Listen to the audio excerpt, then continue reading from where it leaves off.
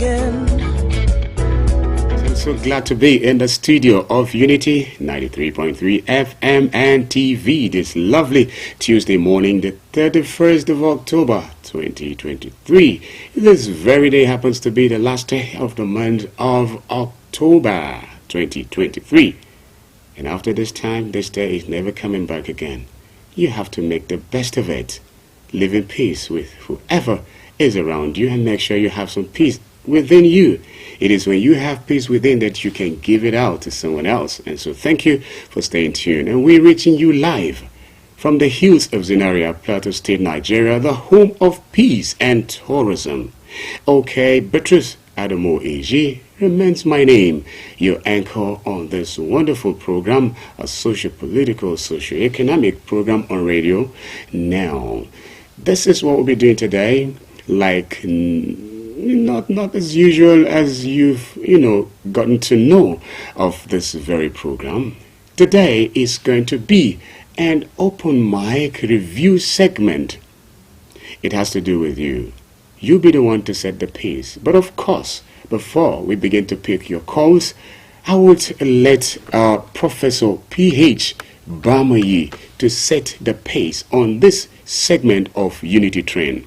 Open mic review segment is what I call it this very morning. And so I am all alone in the studio. This is because you will be with me even as you listen and of course as you get to follow on this. If you want to be a part of this open mic review segment of Unity Trend this morning, it's 0703235315. We'll be looking at issues as you perceive them, issues as you understand them. But even before then, I love to say, peace is not achieved in the efforts to eradicate our differences.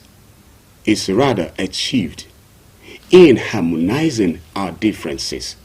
It's just a message from Kobe. You may want to take that. And so it's lovely to have you.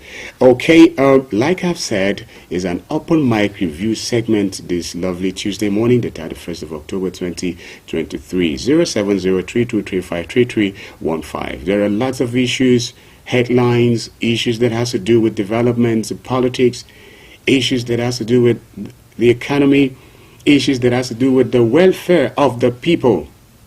You may want to be a part of it. You may want to say something. You may want to set the pace for today's edition of Unity Train. And of course, I have Professor P.H. Bamayi. He, though very far away from the studio, but he will be joining us anytime soon. This is because he is that very person with whom this segment is meant for. Hello, good morning. Hello, good morning. Hello, good morning, Mr. D. Prof, it's good to have you. Good morning to all our viewers and listeners. Oh, thank you. Beautiful morning from the city of Lagos. Yes, a beautiful morning from the city of Lagos. Prof. Prof, it's good to have you. It's good to know that just yesterday you were with us in the studio and today you're far away, in Lagos. Yes. Okay. Now, Prof, we have lots of issues that has to do with security, economy, politics, so on and so forth. What have you for us this morning, Professor Bami? Yeah, well, I hope you can hear me very well because the network is breaking a bit while you are talking. Okay. But I hope that you're hearing me. Yes, I am hearing you. I can hear you very, very well, Prof. Very, very well. We thank God for technology. We thank God for digitalization. We thank God for wonderful advances in science. Yes. That you can be in Jos and then suddenly you can be in Lagos also at the same time. Yes. Within a short period of time. Yes, thank God for and technology. And you can talk to people from any part of the world. And this morning, viewers and listeners, yes, please stay tuned to 93.3 FM and Unity TV. Yes. We'll be having a glorious, wonderful, fantastic time. Yes. And one of the things that caught my attention could be, and our viewers and listeners, yes, is the loss of one of our colleagues in the Federal University of Technology, Mina. Yes. One of our lecturers there was slaughtered in her home. Slaughtered, and slaughtered, I mean, she was actually slaughtered.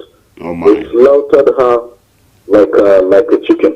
My. Just the way you slaughter a chicken, just the way you cut the throat of a goat. They slaughtered this female lecturer at the Federal University of Technology, Mina, in Niger State. Yes. Dr. Mrs. Adefolalu Fumilola Sherifat. She was found slaughtered in her residence. In her residence. A place that is called Baiko in the town of Mina. Yes. This Dr. Sherifat was with the Department of Biochemistry, School of Life Sciences of the Federal University of Technology, Mina. Yes. And the reports have it that on Sunday, yes, her church members, because she usually goes to church, she hardly ever misses church. By the way, she's a widow. Oh my. Her husband was a professor in the same university. Okay. But he died some time ago. So this woman is always, she doesn't miss her church service. Oh. But on this particular day, on last Sunday, they discovered that on Sunday morning of 28th October, yes, she wasn't in church. Yes. So the members said, no, this is unlike Dr. Sherifat. Yes. So they decided to trace her home. They went all the way looking for her to that Baiko part of Mina. And the door was open. They had to actually get permission to first open the door. Yes. And they found her lying down dead. Her throat, they had slitted her throat. Oh my. And they found knives, bloody knives at the scene of this incident. It's quite unfortunate. So this is really sad. These are some of the things we've been talking about when we talk about insecurity in the country. Yes. Can you imagine that somebody just goes to the house of an innocent lecturer, slaughters the lecturer, and goes scot-free? You know. So this is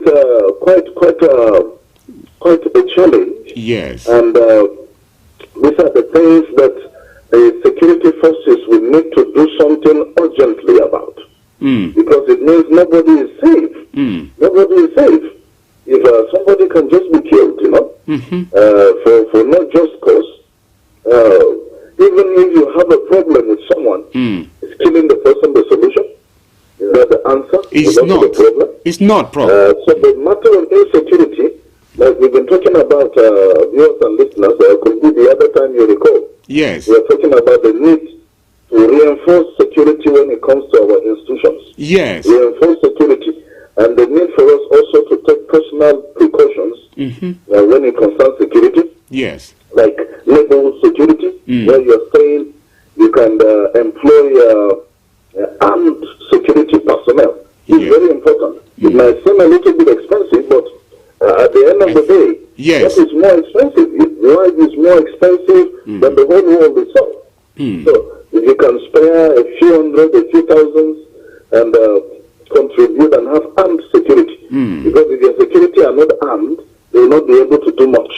So if you can have armed security, then at least there will be some level of protection. Yes. Because when these people come, they meet the armed security battery ready to respond, ready to engage them. And they will not be able to just attack people as soft targets and get away with it. So this is really sad, you know, if you ask me, could be. This is quite unfortunate. Well, our heart goes to the entire university community and, of course, the female folks at the same time, and all of us Nigerians. We look forward for an effective security, especially in our institutions. What other issue do you have from Lagos to us even this morning, Prof? Yes, you know, I'm here in Lagos for an official function where we're expecting the governor and other people will also be there. But of course, you know, there are many news that are making headlines in the country. Yes. Over the weekend, we lost one of the most paramount rulers in the country. Yes. The Oshinohi of Ibiraland. Yes, of Ibiraland. His Royal Majesty Al-Haji Dr. Abdurrahman. Yes. Ado Ibrahim. Yes. CON. Joined his ancestors on Saturday. Yes. May his soul rest in peace. And we want to condole with all our friends and brothers and sisters from Egira land. This is a paramount leader. Yes. A first class emir in the country. He has been on the throne for 26 years at least. Okay. And on Saturday he joined his ancestors at his palace in Otene. Okay. So we want to condole with all the people of Egira extraction.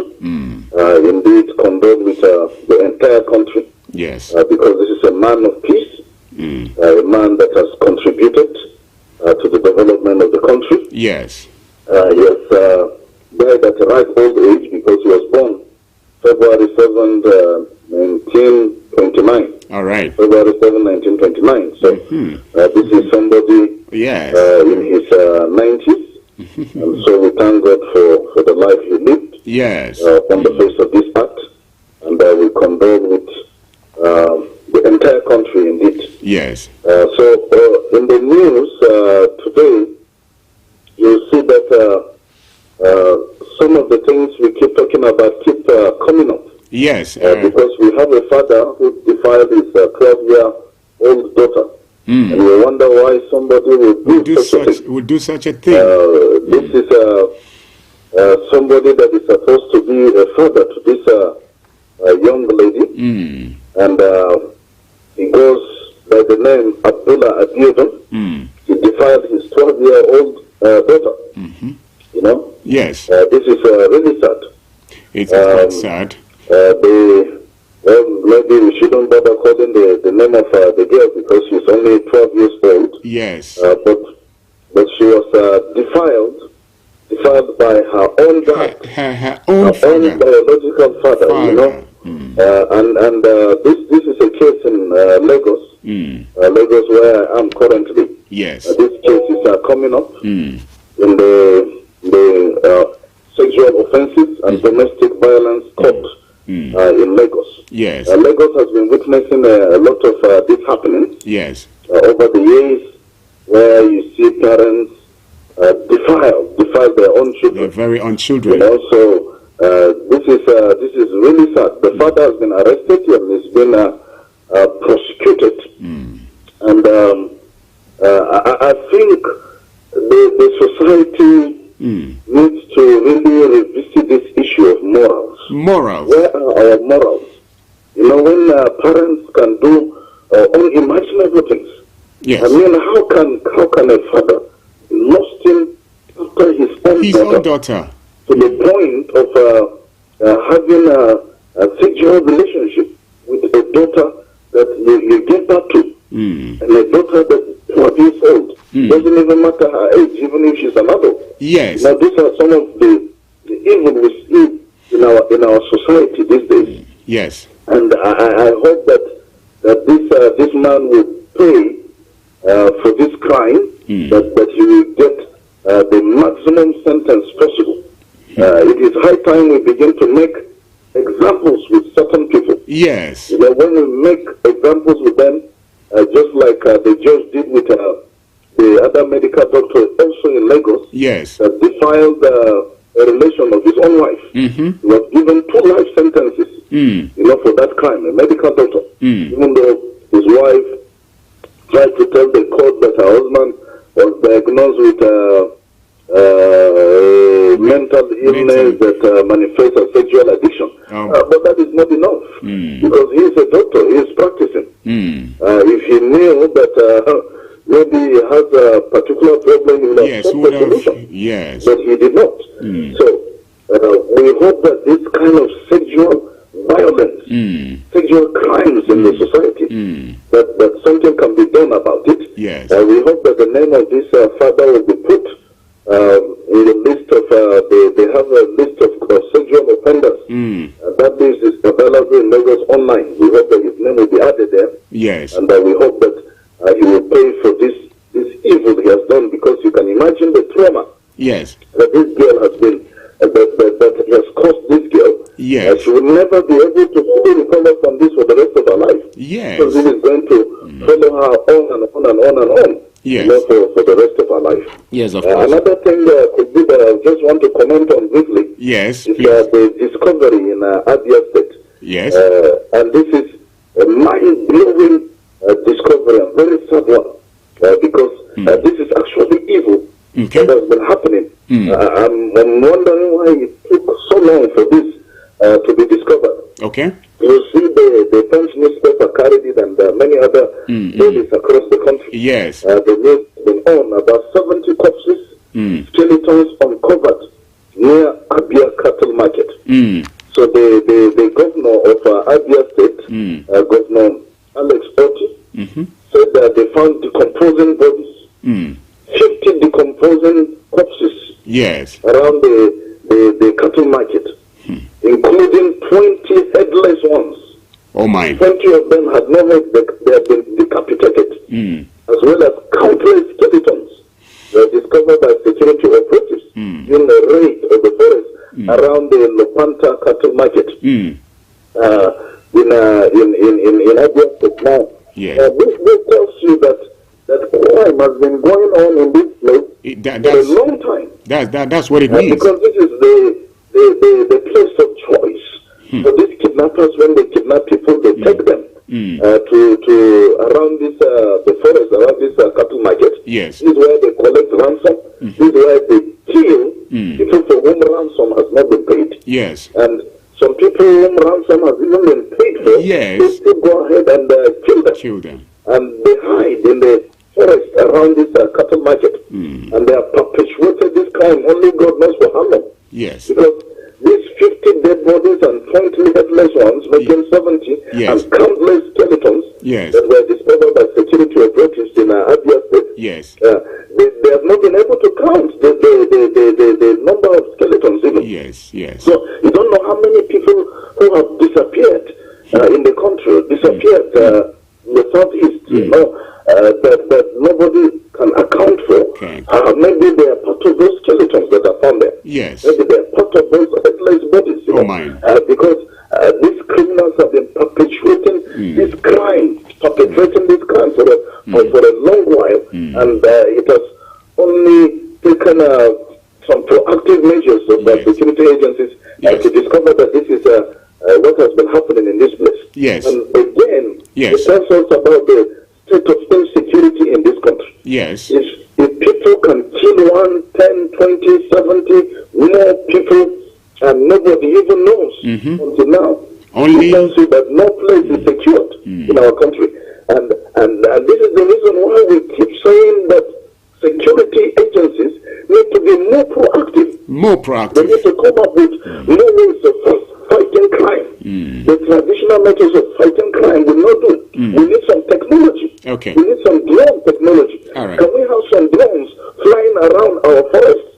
Some drones around those ungoverned spaces that we have all over the country? Sure. Should we even be having ungoverned spaces? Should we even be having ungoverned? This is Nigeria. We have a government. Why are we having ungoverned spaces around the country? Why should criminals go and just take over a forest and colonize it, and nobody does anything? This is what we've been talking about. What is the use of all this registration of SIM cards across the country? Yes. What is the use of compiling the identities of Nigerians that own cell phones? And yet these criminals use their cell phones or the cell phones of the victims and call and negotiate ransom and pay and receive ransom from people. Yet our security agencies are not able to arrest them. Yes. Are not able to bring them to book. Many of them are still at large. Yes. It shows that we're not using security, we're not using technology efficiently the way we're supposed to use it. So this is really sad.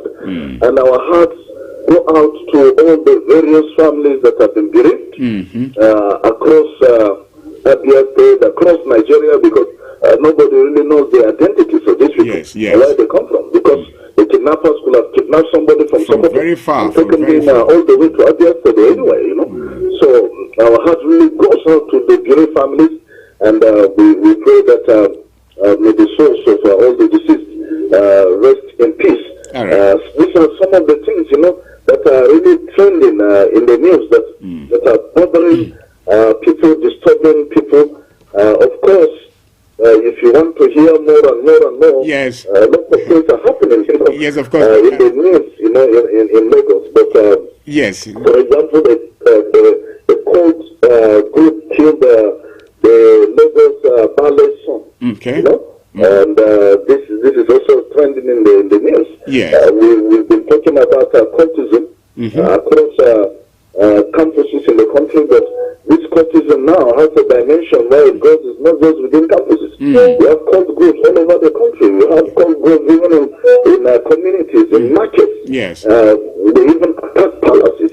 They do all manner of things, Okay. And this, again, it's a security matter. Okay. So our security agencies, we really need to wake up Prof. to fighting crime. So, Prof. over to you. Prof, thank you very much for taking us on this wonderful ride. Well, it's all about time. I was actually thinking that our listener and our viewer will get to also drop their own perspective as regards trending issues. But anyway, we thank you so much, Prof. Hello, Prof. Anyway, thank you very much. That was Professor P.H. Bamayi. He's a regular guest in the studio here. Okay, earlier on I told you it's going to be an open mic review segment. Prof has taken us on a ride. You may want to be a part of it. Hello, good morning. Hello, good morning. Oh, thank you very much. Who's with me this morning? Pastor Eric from Redfield. Pastor Eric, I was really hoping that you will call because it's an open mic review segment. Please go on in a minute. Yes. Thank you. I thank God for listening to the program. All right. Yes, our country is becoming more fierce because a lot of things is happening, and if you look around, you don't know how these things can be fixed. Mention riding drums in some places. Yes. Today, Yes. if you travel from just here to just east, Just, yes. about is Yes. Hello, Pastor Eric. hello. Hey, Pastor Eric, are you there? Yeah, I'm there. Please go on. Please go on. Yes. Hmm. And what do we see? Hmm. So all of them, Okay, we apologize, Pastor Eric. You may need to call us back. It wasn't stable.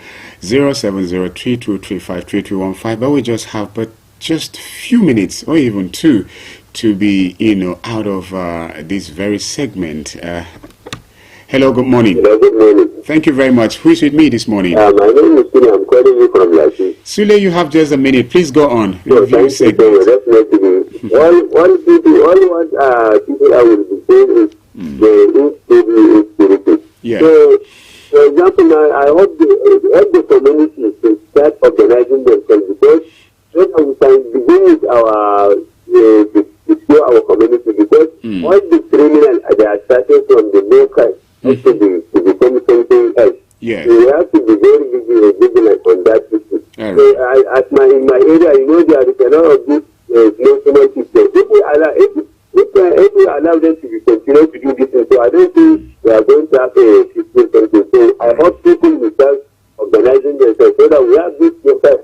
I cannot say. I don't say we have this local unity out like this vigilante and all other things. Yes. So let people organize themselves and start to give them something so that at least they will be staying the community. And I hope the government will do the necessary so that without security there will be no anything. Nothing can go and nobody is going to be half what is that. So I hope the country will be the government will do the necessary. Thank you so much. Oh, thank you very much, Sule, for calling. And on Sule, we have come to the end of this very segment, an open mic review segment. That was so interesting. I think I love it.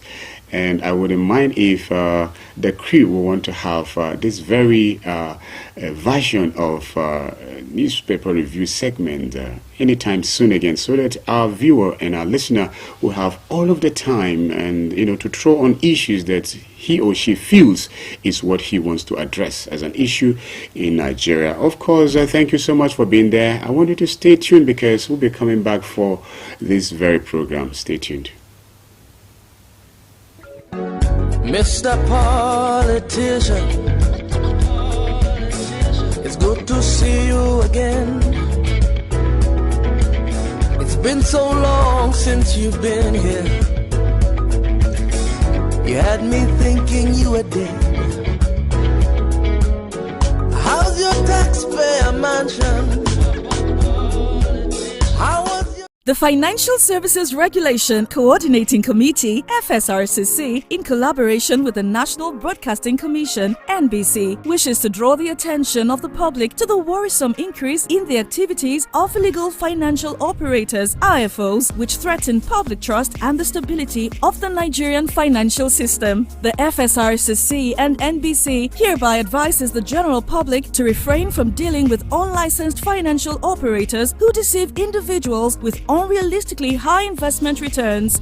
Make sure to verify the licensing status of such companies and schemes on this website. To report any suspicions of illicit financial activities, call 0700 225 5226, 0800 225 5226, or +234 817 665 6273. Let's work together to uphold the integrity of Nigeria's financial system. Announcer, FSRCC.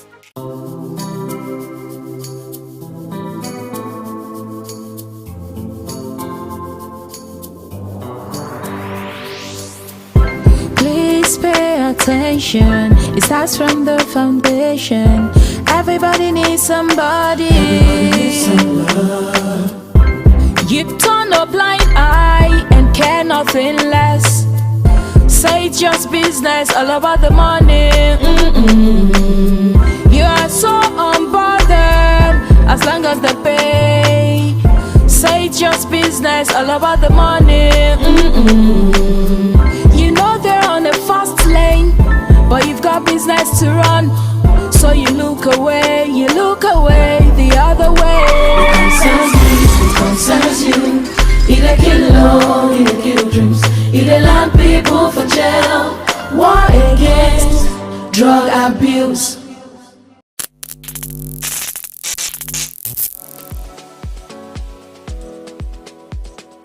Are you bored and need some company? Get a TV experience like no other on Unity TV. We are turning up the hits with captivating TV shows,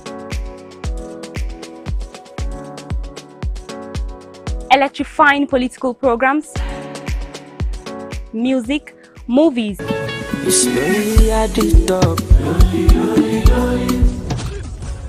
and lots more that will leave you craving. I'm sure you want to know more. Tune in to Unity TV today and let the excitement take over.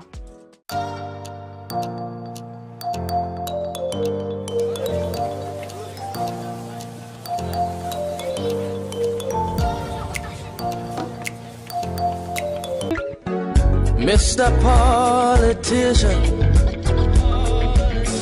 it's good to see you again.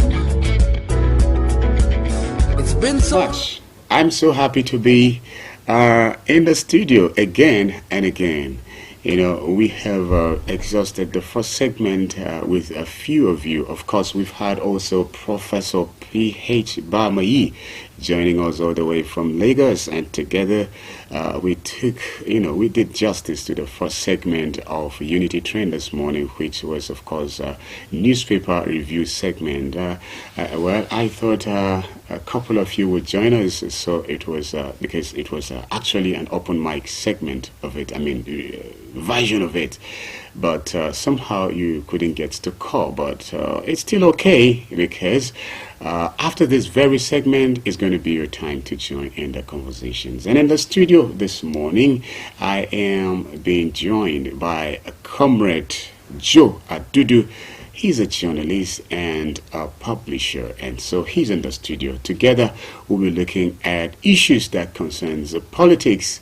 Let me say from the plateau. I don't want to say politics on the plateau. Let me say politics from the plateau, okay? Because Nigeria is connected. And so I'll let Comrade Adudu to say good morning to our viewer and our listener. Good morning, sir. Thank you very much for having me. Good morning, listener.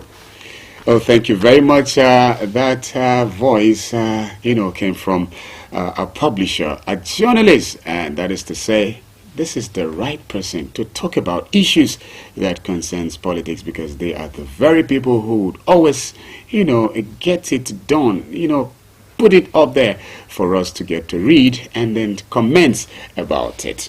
At the moment, I would love to say that don't forget, we have Unity Media Academy. You may want to familiarize yourselves with the workings of traditional media and, of course, digital media. You don't want to miss out in Unity Media Academy. You are just that one person we are waiting to actually kickstart all massively. And so, thank you very much for doing that. At this point, I would love to, give you an invitation. It's affordable, and you don't want to miss it out. And thank you so much. At this moment, I have just a message for you. And once that message is dropped, we'll begin the discussion this morning. It has to do with politics. You want to stay tuned for it. Okay. The efforts to get rid of our differences is not that which will bring peace in our domain, but the effort to harmonize our differences is that very one which will bring peace in our domain. And so you will want to live in peace with your neighbor. Thank you so much. Comrade Adudu, I'll just give it to you at the moment before we go through other things as we have it. So looking at politics on the plateau, what would you say is your assessment generally as it concerns appeal court judgment? Let's just get to hear from you, sir. Thank you very much once again. Good morning, listener.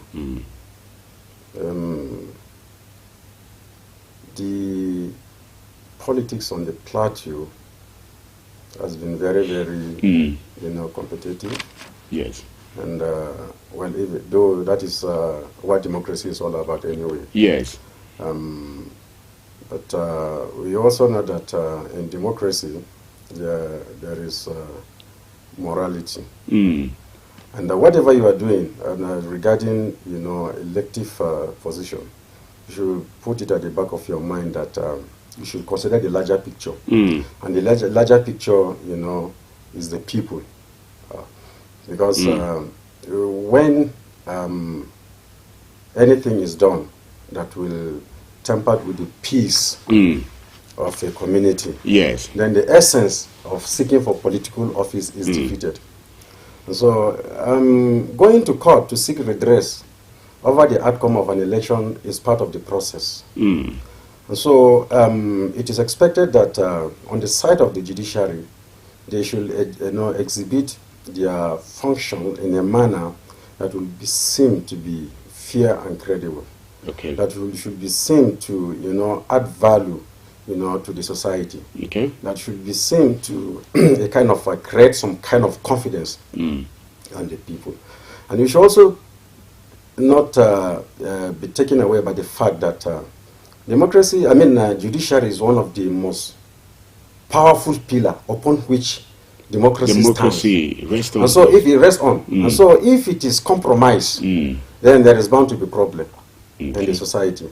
Okay. And so in summary, what we've witnessed, coming, from the Court of Appeal is not palatable. Not palatable in the sense that it is very worrisome, okay, to have a court, one court, coming out with conflicting judgment over an issue that has similar grounds. And one wonders if that is not targeted only on Plateau. Because we've seen judgment from the same Court of Appeal regarding other states on similar ground. Okay. Giving different decisions Okay. from that of Plateau State, the petitions concerning Plateau State. Okay. I give you an instance, like the instance of Southern Borno, All right. House of Reps, where the petitioners, the APC, was challenging the election of the PDP candidate. All right. And the grounds of that petition was anchored on nomination and sponsorship. And that petition also challenged the, disobedience of Supreme Court order by the PDP in Borno State PDP. Okay. But in her judgment, Justice Chioma Nwansu of the court of that same Court of Appeal, held that going by Section 285 sub 1 of the 1999 Constitution as amended, the tribunal has a special jurisdiction to determine only issues that has to do whether someone was validly, elected.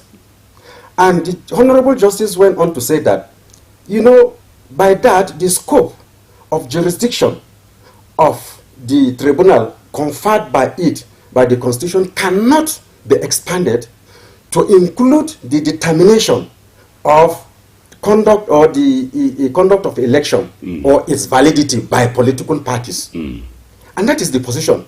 In the same manner, last week, we see the same similar issue involving House of Representative or Lagos or more the federal constituency. The same decision taken by the Court of Appeal, Lagos. So here you have, having the same Court of Appeal, giving conflicting judgment, like in the case of Plateau. Okay. Now you begin to wonder, why is it so? What really happened that in the case of Plateau, like that of Northern Senatorial District and Basa Jos North Federal Constituency, the court held that PDP is in disobedience of a court order, and so that election was nullified. And then a rerun was ordered. Ironically, the all political parties will participate in the rerun. So you begin to ask the question, why the nullification in the first place? And then the same issue with the Mekang Shandam, Pampan, where the election of PDP candidate Isaac Kwalu was nullified. But in this case, it was given outrightly to the second person, which is the APC candidate John Dafan. The same panel. So you begin to wonder, why is this so? But let me say this, lastly, before I know. What surprised me most regarding this Shandam Mekang Kanam is that, frankly speaking, as a judiciary correspondent, of the over 33 petitions that we have filed in the National and State House of Assembly Plateau Election Petition Tribunal, I have never seen a petition that is so loose, that has no ingredients, so to say, like that of Mekan Shandam Pampan, as filed by Honorable John Dafon. Because all the document, all the material he placed reliance on had to do with the senatorial election, not the House of Representative election, including the declaration of result. And in one of the prayers, he even went ahead to ask the tribunal to order the first respondent, which is INEC, to issue a certificate of return to the second respondent, which is Isaac Kwalu, as the duly elected person in that election. So you begin to wonder, the judgment that was given, I'm told that it's just 5 minutes judgment by the Court of Appeal, decided to give that election, nullify that election and give it to the second person, is something that is worrisome. Okay, it's good to hear this from you. You have been a judiciary correspondent for many years. I want to believe you have the experience and you know the workings of the courts. If you would say these, let me just ask you, what is actually the bone of contention? What do you think is the actual conflicting judgment here as regarding this? You've cited issues, beginning from other states, coming down to what is obtainable on the plateau at the moment. And in your submission earlier on, sir, you talked about judgment should be in such a manner that will boost the confidence of the general people as regards judiciary. Yes, but what really do you think is the problem that you feel is not right? It's possible that the judiciary is compromised, especially the Court of Appeal. Yes. And I'm saying this against the backdrop of the statement made by the retired Justice Datiju of the Supreme Court. He was very, very categorical that the institution he made is not the institution that it is today. And he went ahead that even the powers of the chief judge of the federation must be reduced. That he wield enormous power, that he can kind of tempered with the cause of justice. Okay. So that is a serious indictment on the judiciary. So on the Court of Appeal, it is probably they are trying to satisfy the interest of satisfy the interest of some people. Okay. That could be the reason. Okay. So because I don't see any reason why a court, one court, giving conflicting judgments over issues that have similar grounds. All right. And even went ahead to, by that decision, went ahead to a kind of overrule decisions made by Supreme Court. Because the Supreme Court in litany of cases have held severally that, look, if such issues are pre-election matters and the court has no jurisdiction to entertain them. Is it the case of Shetima versus PDP? Is it the case of, in fact, there is this particular ruling by the Supreme Court regarding Ufoma and former brothers versus ANEC and others, that even whatever happened, the court cannot adjudicate over matters, regarding the election of a score of a political party. Okay. Even if such a political party did not follow its own guidelines, its own constitution and guideline, that is the decision of the Supreme Court. So if you take this vis-a-vis the clear section of the Constitution 2851 that gives jurisdiction to limit the jurisdiction of a tribunal to determine issues that has to do with election, then you begin to wonder if it is not true that indeed what the Court of Appeal is doing is to satisfy the interest, probably satisfy the interest of some people. Okay, now talking about rerun, you also mentioned that, and you seem not to have it as something which is outrightly acceptable to you. What would you have loved to be the case here instead of a rerun, comparing that of Kwampan and Kanam Kwampan? Would you have preferred to give it to the next person in terms of who was next? Well, maybe for the sake of its image, it would have been a little bit better, for the Court of Appeal. Okay. If it had nullified that election, and give it to the second person. Okay. Because the section, she quoted section 136 of the Electoral Act, gives the tribunal that power to, nullify an election if the evidence before it, proof that that election was not, validly, done. So, it should be given to the second person. But you see, I also have problem with the issue on which the tribunal arrived at to nullify that election. That's one? That is one, because the tribunal is saying that the PDP did not comply with the court order, which is outside the jurisdiction of the court. Okay.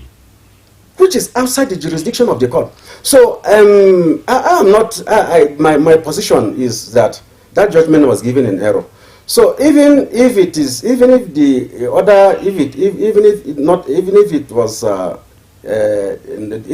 the nullification was done and given to the second person, just like I said, well, maybe that would have just, a kind of give some kind of semblance of integrity to the court. Okay. But it's not it totally, because in the first place, that election ought not to have been nullified. You have issues with nullifying the elections. I have issues with nullifying the election. You also have issues with having to, to be sent to have a rerun. To have a rerun, and then you align all the parties, the political parties to partake in that rerun. So what is the essence of the So you don't seem to have any ground. No, see, let me tell you, if I challenge anybody, look, when you talk of the issue of having structure by the political party at any chapter, yes, of that political party, I have said it severally, and I also want to say it here. And I challenge whoever that has a contrary, position on this should even call and tell us, because there is nowhere in the law, either in the Constitution or in the Electoral Act, that makes structure, having structure of a political party, a condition for qualification for elective offices. There is none. There is none, either in the Constitution or in the Electoral Act. Because if you look at the issue of qualification, which is one ground of challenging the outcome of an election, that issue of qualification, if you go to section 65, section 131, section 106 and 177, it defines what qualification is all about. And having structure, a political party having no structure is not one of these, explanation of these sections of the Constitution. Okay. Well, this is your opinion. So earlier on, you made mention about confidence, people having confidence on the judiciary. Now, in your opinion, what do you think with what you describe as conflicting judgments? Now, what do you think would be the state of mind as people? Do you think people still have confidence in the judiciary, considering that which you call a conflicting judgment, sir? Well, let me say this. You see, you have to look at this issue from the perspective, the generality of the society in which we live. Okay. There is no segment of the society that is immune from either corruption of other social vices. I'm a journalist. I know that we are not immune from the medical profession, the engineering and other professions. Nobody can, we just have to tell ourselves the truth. Okay. So this is what we have in our larger society. But the point I'm trying to say here is that it is now obvious that some people in the judiciary, have decided to compromise. You cannot say it is so with everybody. I've just told you, just Honorable Justice Chioma, is she not a member of the Court of Appeal? But you can see her own judgment, it was given based on the position of the law. The same justices, honorable justices in Lagos, or the Federal Constituency, and so many others. We've also seen, judgment being given in line with the requirement of the law by the Supreme Court justices. So I don't think it would be right to, give a wider condemnation or a blanket condemnation of the judiciary, and to say that it is, the judiciary is totally corrupt. No, I don't think it would be right. It would be fair. Comrade, you seem to not to believe or accept that was justice dispensed. Is that? No. Again, let me also say this. I don't know the mind of the judges. I'm not in position to read the mind of the judges. I'm not in position to study the conscience of the judges. Okay. Now, let me put it this way. In life, what keeps you close to God is your conscience. Because in the end, that is what will judge you. As you are seated in the studio today, yes, sir, you have a responsibility. Sure. Whatever you are going to do in terms of executing this, your responsibility, you do it according to your conscience. And when you go back home, no matter the code of conduct and ethics, whatever, when you go, it is your conscience that will judge you. So I believe that whatever anyone does, it must be in agreement with his conscience. Because if you pretend, if you appear in the public in pretense over what you know is not right, and then you go in your closet, and then your conscience keep on pricking you, then you have judged yourself. And I think that is the worst judgment that can happen to anybody. So going straight to your question, it is expected that a judge, in giving out judgment, normally does it to the best of his ability. The question should be addressed to the judges whether they are convinced that judgment that they have given is in line with their own conscience. That is my position on that. Oh, thank you very much. And I just want you to make a call, for the kind of behavior that you would want the society, to perceive in the society, considering this that we seem to hear as conflicting judgments. For us here, we always want to have time to give to call for peace. So what would be your take as regards how people should react to certain things in order to emphasize on peaceful coexistence? I think peace is secondary. In this case, I don't want peace. I want justice. Yes. Because that is. When you say I don't want peace, I was thinking you will say you want violence. No. I want justice. We want because it is only justice that can promote peace. It is only justice that can promote peaceful coexistence.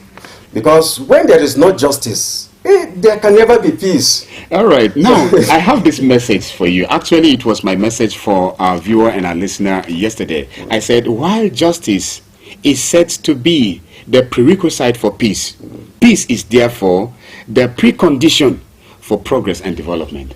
Does it have anything to do with your position that you say you don't want peace but you want justice? No. But I don't know. Maybe you can only take it from the position of the person that is responsible with giving justice. All right. Because I don't understand when you say it is a precondition. So upon what rationale are you giving that? Yes. I believe that justice is the bedrock for peaceful coexistence. Bedrock. It is the bedrock for peaceful coexistence. I love this. Without justice, there can never be peace. Okay. Yeah. Without justice, there can never be peace. And today, comrade, you actually are advocating for justice. Yes. Because you believe that justice will by itself bring peace. Exactly. Now, so do you think it's possible to have justice? It's possible. Okay, how do we go about getting justice now? It's just deciding. On this case? Yes. In this particular case, I will call on the judiciary. Okay.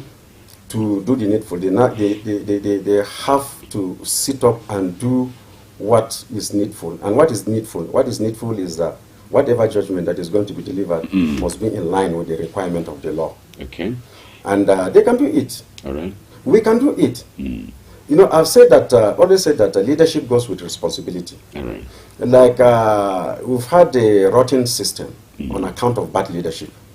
And I've also said that our problem, no matter how enormous they seem or appear to be, we can work on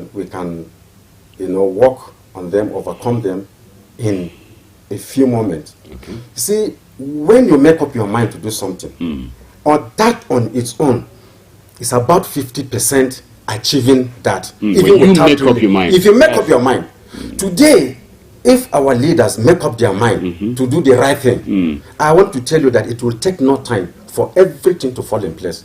So it's all in the state of the mind. The willingness. The willingness of the people to do the right thing. So I call on the judiciary to begin to do the right thing. All right. If we really want things to fall in place the way they should. You're calling on judiciary to be willing. Yes, to do the needful. Oh my. Thank you very much, comrade. Actually, you are the right persons to talk on this issue because that you have been doing for many years, giving wonderful coverages as regards judiciary. And so, our listener and our viewer, it has been a very hot one with me in the studio having Comrade Adudu. He's a journalist, a veteran, so to say, and of course a publisher. That tells you he's the right person for such a topic, and then also look into this issue, what we call, a lot of people say to it as a conflicting judgment. And so you may want to stay tuned because we're going to short break. When we come back, you will get to throw in some questions. I'm sure he's ready to answer you. Thank you and stay tuned.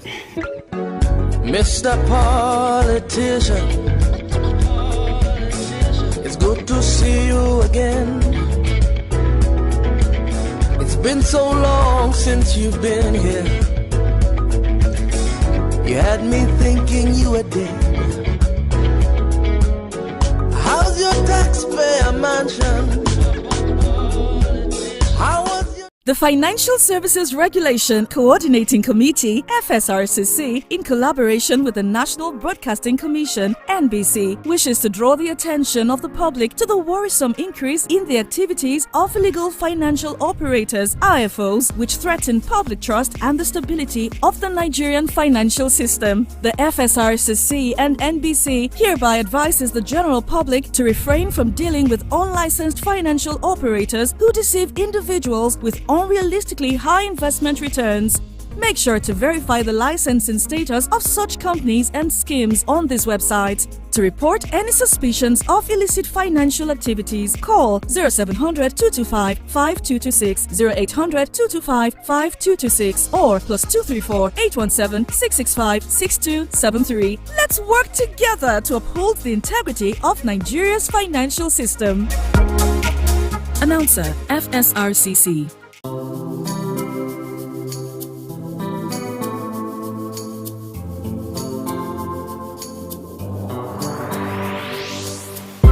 Please pay attention. It starts from the foundation.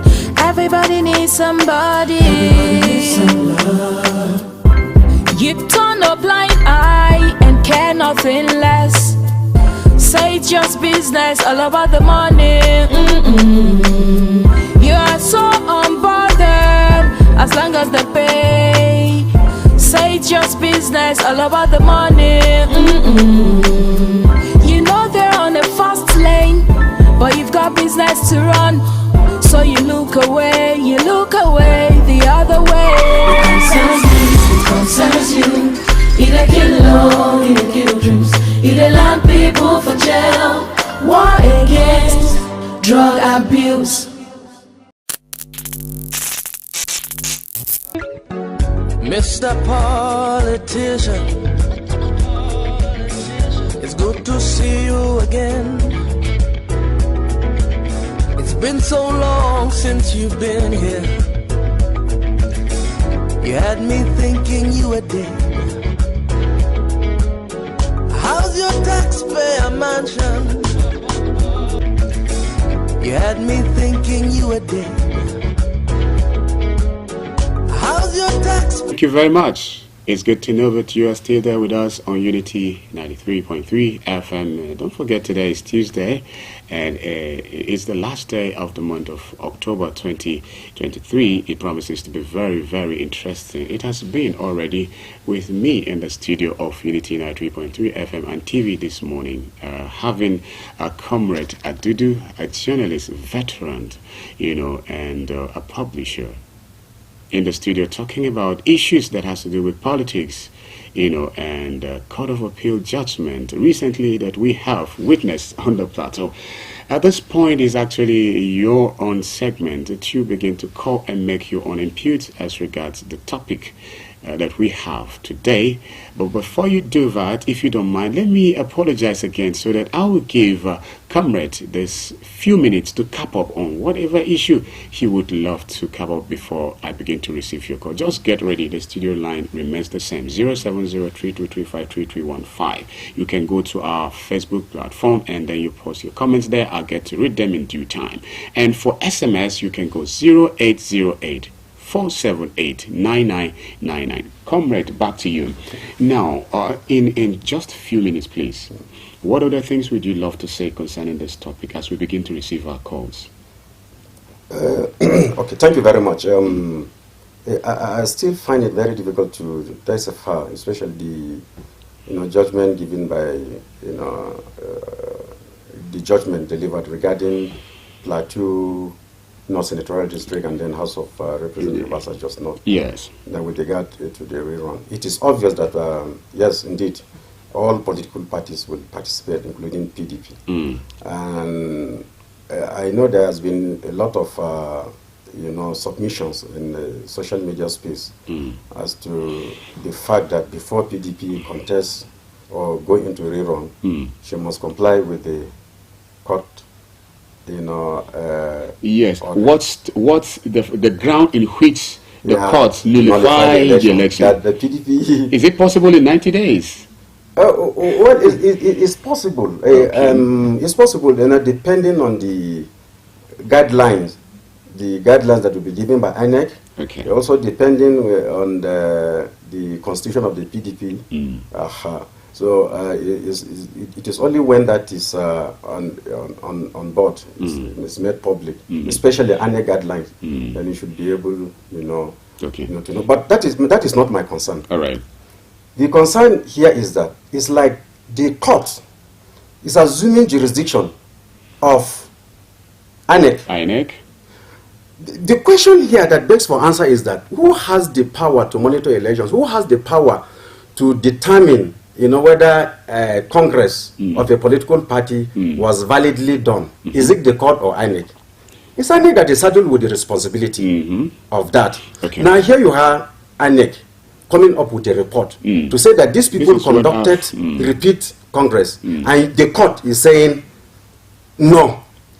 Now, even if PDP decide to go for another Congress now, there is no guarantee that if it is taken to court again, the court will still set aside that Congress for whatever reason. In this case, maybe the petitioner will say in that Congress, PDP were supposed to conduct it on Sunday, but they conducted it on Monday. Or they will say PDP were supposed to wear uniform, but they did not. And then the court will hold on to that. All right, comrade, before I begin to receive calls, please, is PDP participating? PDP is by the court judgment, the judgment that was delivered on 22nd October 2023. PDP is participating in the rerun because there is no order that no political party was disqualified. Yes, okay. That is the point. Right. No political party was disqualified, and the pronouncement of the court is very, very, very clear. All political parties herein will participate. Okay, all political parties, and thank you so much. It's wonderful already. Let's get to hear from our viewer and our listener. At this point, our viewer and listener, you may need to call us. When you call us, just tell me your name and where you're calling us from, and then you go on in a minute. No confrontations. You need to stick to the rules of this very house. Promoting peaceful coexistence is what we care so much about, and of course you need to know that comments made on these platforms and not in any way the position of Unity 93.3 FM. I have received a lot already on our Facebook page, but let me begin with our caller. Hello, good morning. Good morning, Mr. Kobe. Thank you very much. Who do I have this morning? Thank you. Adeomi, I'm so happy to hear you. Thank you. Let's go on. In this situation, yes. you're supposed to know. You're supposed to know that Nigeria is different to anybody's interest. Yes. And this is pleasure. Yes. So it is high time that the judiciary do the needful. What am I thinking of? Okay. I want to act like in the game of football. Yes. There are always VAR. What is going on if the board is supposed to be a penalty? This VAR, we have to go a longer way to ensure that the consequences of electoral malpractices are being taken even before the results were being announced. Because you cannot have the election matter that is very issue that is not progressing to another person's party. Yes. And you keep bringing it up at the election issue. We want justice. In this nation, even though you start justice, and you see that justice is served, people that are agreed at the court, you still not want to say this because they will believe this will rot. You understand what I'm saying? Yes. So what we are saying in this nation is just to ensure that the needful is done. So our judiciary needs to do more. We need to do more. INEC is an independent body. Yes. At least a lot of things are supposed to be segregated. All right. As the court is PDP did not win this election. The PDP accused PDP of not having a structure. That's my question for the judge. PDP did not win this election. I know APC will not go and challenge the outcome of this result. So that's what we are saying. Let's just say our brother speaker, Nigeria is bigger than every one of us. Let's just put our influence aside. Let's emulate the character of good Lord Jonathan and accept the true sentence and allow peace to reign. Thank you and God bless you. Thank you. Adeomi, if you want to be a part, 07032353315. Let's hear what you have on today's conversation. Hello, good morning.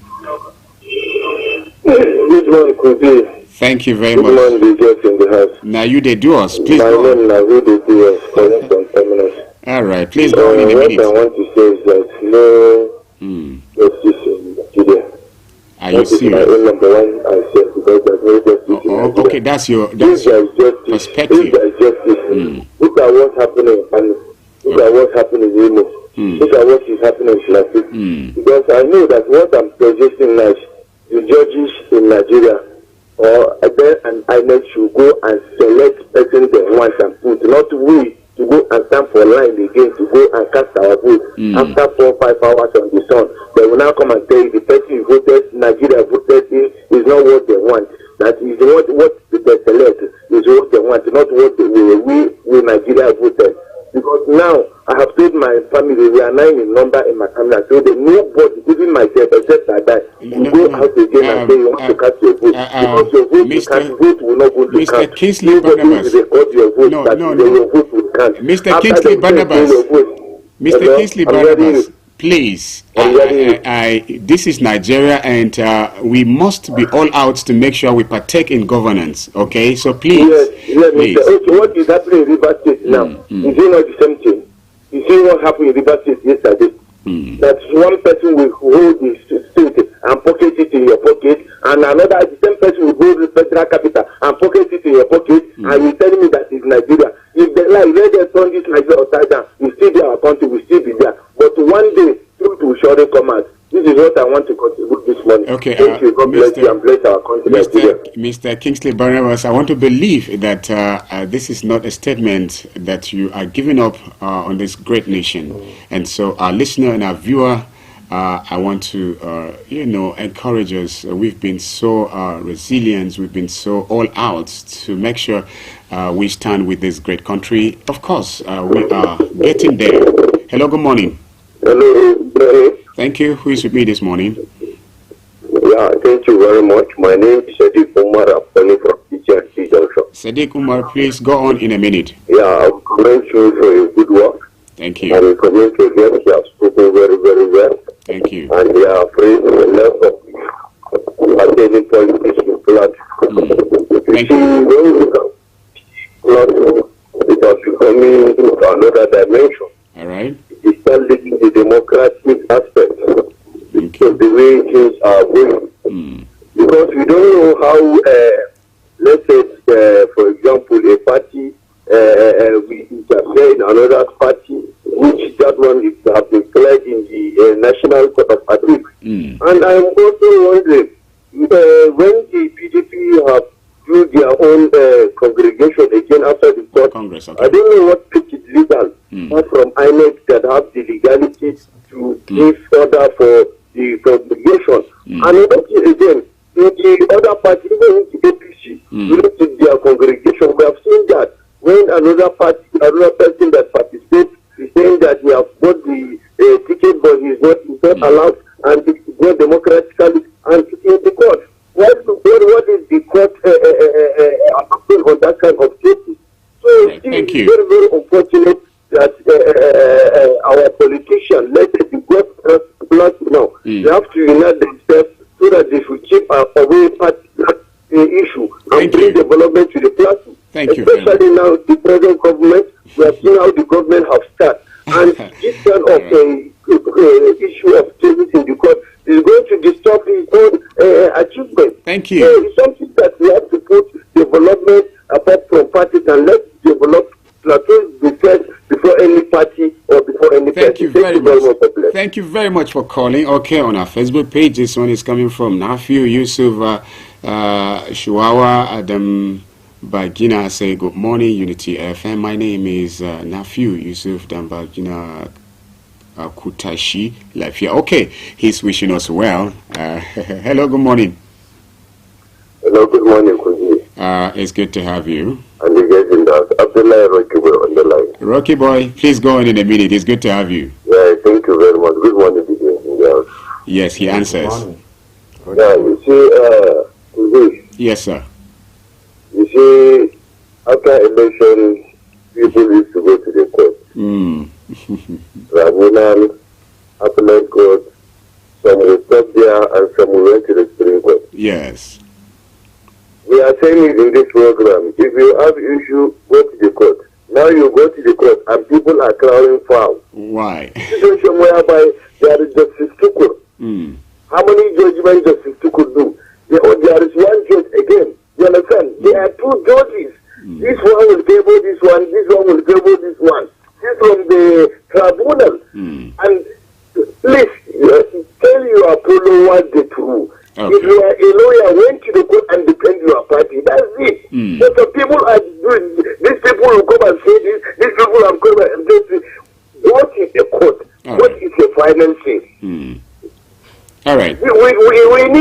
peace. We need peace, please and please. We need peace. All right. Abba. Sure. Thank you. Peace ambassador there is just crying out for peace, and of course we do. This one is coming from Usman Ibrahim Abdullahi saying good morning, sir. Okay, we answer. Okay, please let me take a few comments from our Facebook before we continue with your calls there.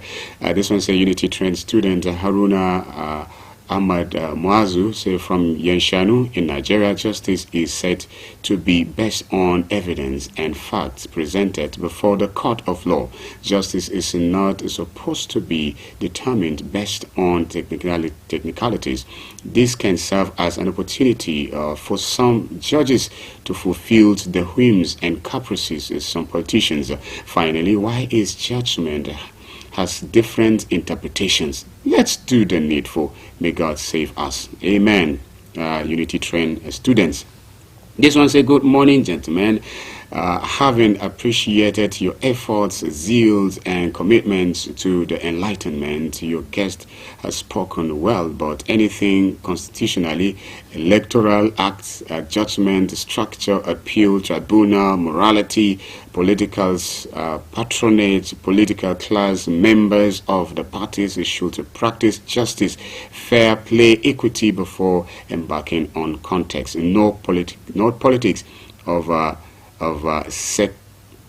secrecy. All right, thank you. This one is coming from Asobagun Francis. Thank you, Asobagun. And this one says, good morning, gentlemen in the studio. First of all, I would commend Governor Caleb Mutfwang for rehabilitating some roads in the city, particularly along Masalachi Juma all the way to Zololo Junction. Thank you, Mr. Governor. About court judgment, I want to emphasize that the winners and losers are still sons and daughters of Plateau State. So let's not bring anything that will breach the relative peace we are enjoying. Yes, the judgment should be justice, but let's not forget the judgments can go anyway. Muhammad Tajuddin from Naraguda. Thank you, Muhammad. This one says, if all political parties will participate, so what the basis of nullifying the elections is another one there. Oh, thank you. And this one came from Nafs Saliu. Okay, Nafs Saliu. Okay, let's pick a few more calls and then we read our SMS. Hello, good morning. Hello, good morning. Thank you. Who is with me? Good morning. Thank you. Your name? My name is Fina. I'm calling you from that. Please go on in a minute, please. Definitely, all this that is going on, all these politicians, they are only for themselves. So I hope people will not put endanger themselves because of any government, either let us pray for peace, and the judges should say that this is the only thing that we can do to secure our nation. Thank you so much. Oh, thank you very much. Let me read. This one is coming from a leader of the people. I'm talking about Mr. Stephen. He's the one in charge of Akwai Secondary School, Mayango. He's saying, could be. Good morning. I am enjoying your discussion. Your guest in the studio is giving a good analysis. Keep on the good work. Stephen Ba. Thank you, Mr. Stephen Ba of ESS Mayango. And this one is saying, good morning, could be on the road with Danjuma Sama Abo comes up by 10 a.m. Okay. Danjuma Sama Abo, his program comes next on the road. So please do stay tuned for On the Road. It's been a while. And so Danjuma Sama Abo, your regular host on the road, is coming today. So after this very one, he will come up on air. And doesn't say the most excellent of those who perform good deeds are those who most often remember God in all situations. Because on the day of judgment, Almighty is the judge and he is just. Let's be mindful of our Creator, and he is waiting of all of on that day. May all our actions be in the remembrance of God. Hassan Garba, Hassan Ji, thank you. That's the much we can take, I think, after this very caller. Hello, good morning. It's Minasara from Ricosta. Minasara, it's good to have you. You happen to be our last caller now, so please go on in a minute. My issue is that Nigeria needs good leadership. Yes. Because the good leadership Yes, and Okay. and we want good leadership so that we pray for Nigeria, because what left for Nigeria is only the flag and national anthem. Okay. Because you said I pledge to Nigeria, my country, Yes. but I did not see they are doing them. Okay. And to be honest, they are not honest. To be honest, they are not And to honest. defend our unity. All So right. you see, we like a good leadership. All Good right. leadership. Thank you, sir. Thank you. Minister is calling out that we should be all out to defend the cause of this very country, which of course he says is unity. And now turning back to our comrade, a veteran journalist and of course a publisher. Now, what do you have to cap up with to respond for some of this? No, they have all spoken very, very well. Okay. And I think the message by all callers here is there is the need for peace to reign. For peace to reign. For peace to reign. Which of course for you, justice will settle that. Yes, exactly. I think well, let me say this. I want to call on the judiciary. Yes. Especially the Court of Appeal and the Supreme Court that is saddled with the responsibility of handling, these petitions. Yes. I want to let them know that they have a very big responsibility of making things work for good or for bad, especially in Plateau State. You know the problems, the upheavals that has engulfed the state over the years. And you also know the relative peace that we're enjoying now. And it is that relative peace that has prompted a large chunk of turnout of electorate to cast their votes of candidates of their choice in the last election. Yes. Now, I want to tell the judiciary, I want to tell the judges that elections are won at the poll. It will be wrong and it will be injustice. It will not be fair for people to cast their vote, to give their mandates to a person, and then 2-3 people will sit in Abuja and upturn that mandate. It is not fair. Now, if you look at the grounds upon which elections are challenged, the outcome of elections are challenged, there are 3 grounds. And I think in this case, 2 would have made sense if the petitioners, especially all the petitioners in those that filed their petitions here in Plateau State, yes. Had concentrated on especially the 3rd one, which says that the person that was declared by INEC did not score the majority of lawful vote cast at the election.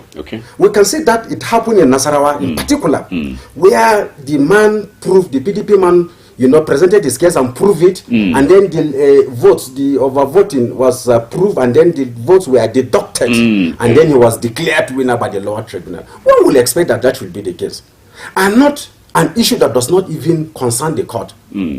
Not issue of technicalities. That people give their mandate to somebody and they are coming through the window. I think it is not fair.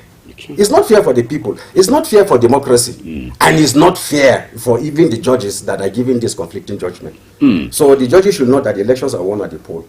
And they should try as much as possible to remove issues of technicalities. It is that same reason that has given right to a lot of reforms in the judiciary, most especially regarding the Electoral Act. The 2010 Electoral Act was it was wider, but the 2022, after the reform was narrowed, to remove issues of technicalities, to ensure that because the election tribunal is sui generis, it has time allocated to it, a lot time given to it, within which she can dispense of the petitions. That is why all these reforms were done to ensure that the tribunal concentrate on issues pertaining to validity of an election within the period it was given. So I think the judiciary have a lot on its hands. It has a lot to do to ensure that our democracy survives. Okay, thank you very much. You may want to give us a final word. If I would give you directions, let it be concerning Mr. Barnabas Kingsley, who he said there are 9 in his family, and he has given a word that nobody will again, partake in any forthcoming elections. That would have been the worst decision.